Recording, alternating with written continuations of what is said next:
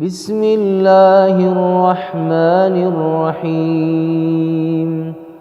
Assalamualaikum warahmatullahi wabarakatuh. Bismillahirrahmanirrahim. Alhamdulillahirabbil alamin wa bihi nasta'inu ala umuri dunya waddin.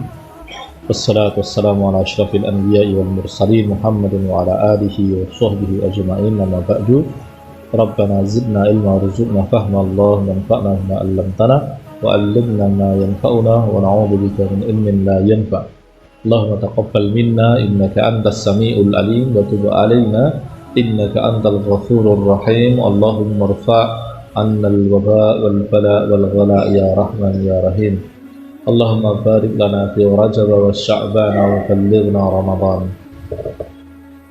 Jamaah sekalian yang dirahmati Allah Subhanahu wa taala, alhamdulillah pada maghrib ini kita bisa berada di rumah Allah ini, di baitin min buyutillahi azza wa jalla, untuk menjalankan berbagai bentuk ketaatan ya. Dan di kesempatan ini ada banyak ketaatan yang bisa kita lakukan, baik berkaitan dengan sholat sunnah, kemudian sholat sunnahnya qobliyah, maghrib maupun isya, ba'diyah maghrib maupun isya, maupun sholat wajibnya itu maghrib dan isya secara berjamaah, belum kemudian iktikaf serta tholabul ilmi. Kita bersyukur bahwa kita diberikan banyak nikmat yang terkumpul pada kemampuan kita untuk berkumpul di tempat ini pada malam hari ini atau petang hingga malam hari ini. Kita bersyukur bahwa kita ini muslim ya. Ketika muslim itu di muka bumi ini secara formal hanya 1/4 penduduk bumi ya, di muka bumi ini yang muslim itu hanya sekitar 1,5 miliar sampai 1,7 miliar dari 7 sampai 7,5 miliar orang, dan kita termasuk salah satu dari 1/4 tersebut. Lalu kemudian dari yang muslim itu kita bersyukur bahwa kita termasuk yang taat, kita menjalankan kewajiban kita sebagai muslim, menjalankan sholat 5 waktu ya, bahkan kemudian kita ngaji, kita belajar Islam, sehingga keislaman kita itu tidak berangkat dari kejahilan, ketaatan kita itu berangkat dari ilmu pengetahuan. Lalu kemudian kita juga bersyukur bahwa dalam kondisi beriman dan taat tersebut kita dalam kondisi aman ya. Saudara-saudara muslim kita di Palestina itu tidak merasakan keamanan seperti yang kita rasakan. Nah, kita aman. Lalu kemudian kita juga dalam kondisi sehat. Ada saudara-saudara kita yang solih, yang bisa jadi lebih solih daripada diri kita, berada dalam keamanan seperti halnya kita, tetapi yang bersangkutan sakit, sehingga tidak bisa menjalankan ketaatan seperti yang kita lakukan pada petang hari ini. Termasuk sempat ya, ada yang sehat, taat dan sebagainya, tetapi tidak sempat ya. Bagi yang ngaji, yang biasa ngaji di petang hari ini ya, belum sempat. Itu bisa jadi pulang kerjanya sudah kemalaman, bisa jadi di jalan kehujanan, belum saudara-saudara muslim kita yang lain. Sehingga kalau kita hitung-hitung ya, betul-betul nikmat Allah kepada kita itu banyak. Wa in ta'uddu ni'matallahi la tuhsuha. Kalau kamu hitung-hitung nikmat Allah itu seberapa banyak, maka kamu tidak bisa menghitungnya. Itu dia. Adapun selain itu, dalam kondisi hujan ini ya, kita perlu ingatkan bahwa hujan itu kebaikan. Jadi kita hati-hati dengan sambat terhadap hujan. Hujan itu dikelilingi oleh zikir-zikir yang mulia. Maka kita bersyukur dengan hujan pada petang hari ini. Termasuk jamaah sekalian yang dirahmati Allah, kita sudah ada di ujung bulan Rajab. Kita berharap semoga Rajab kita kemarin itu diberkahi, sebagaimana doa para orang-orang solih dahulu ya, para salaful ummah. Mereka berdoa dengan kalimat Allahumma barik lana fi Rajab wa Sya'bana wa ballighna Ramadan. Ya Allah, berkahi kami di bulan Rajab dan Sya'ban.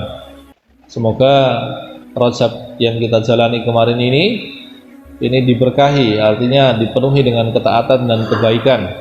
Kalaupun ada dosa dan kesalahan, kita iringi dengan istighfar dan permohonan ampun.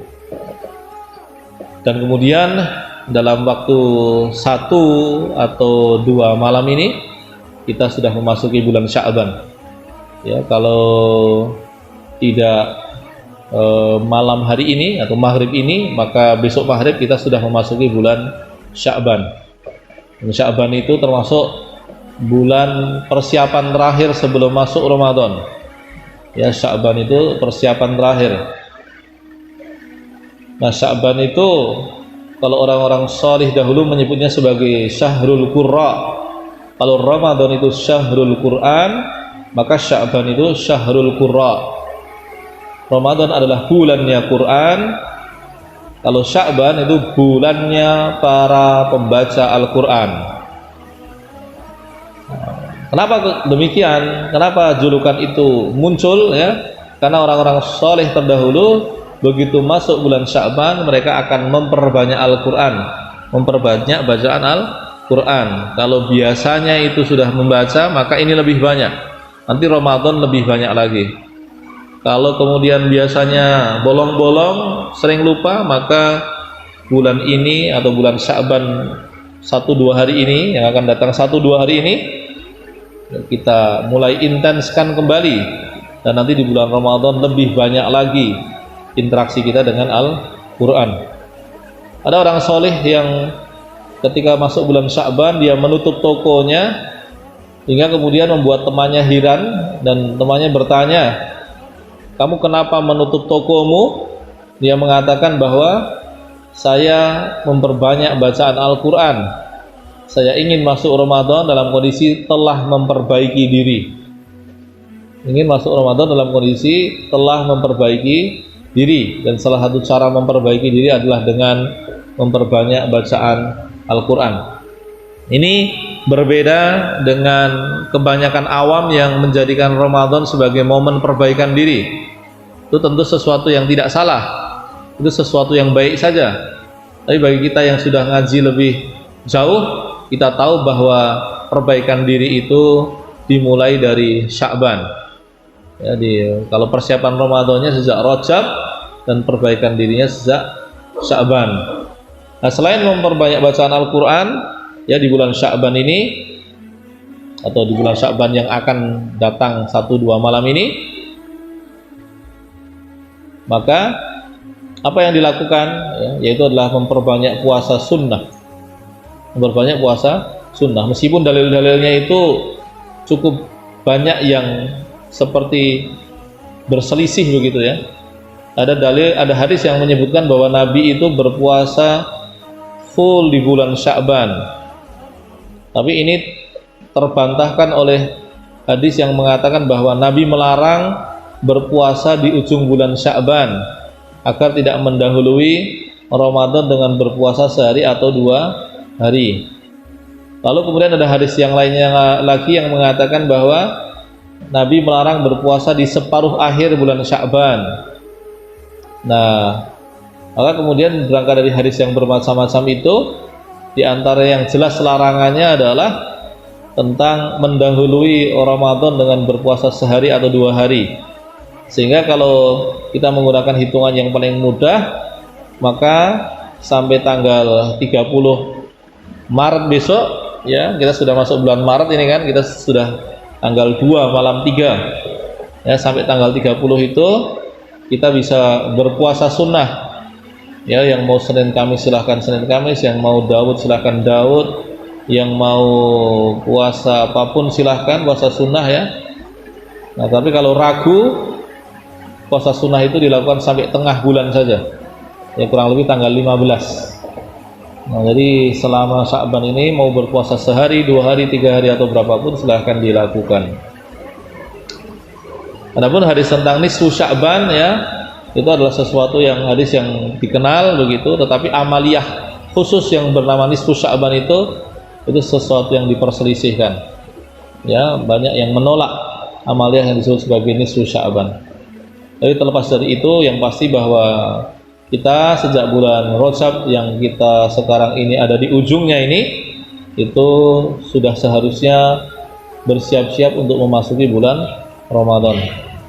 ketika di dalam hadis yang biasanya dibacakan di awal Ramadan, yaitu hadis yang berbunyi man shoma ramadhana imanan wa ihtisaban ghufira lahu ma taqaddama min dzambihi. Barang siapa yang berpuasa di bulan Ramadan dengan iman dan ihtisab, dengan keyakinan dan harapan akan pahala, maka akan diampunilah dosa-dosanya yang telah lalu. Nah, berkaitan dengan hadis tersebut, kita akan memahami bahwa tanda iman dan ihtisab itu apa? Tanda iman dan ihtisab itu adalah orang itu hatinya rindu untuk bertemu Ramadan, pengen ketemu Ramadan, semakin senang dan deg-degan ketika menjelang Ramadan. Maka itu yang kemudian bisa kita jadikan alat untuk mengecek hati kita, apakah kita ini menanti pertemuan dengan Ramadan atau malah sebaliknya merasa keberatan, merasa kesulitan karena akan memasuki bulan Ramadan. Wassallallahu ala nabiyyina Muhammad. Assalamualaikum warahmatullahi wabarakatuh.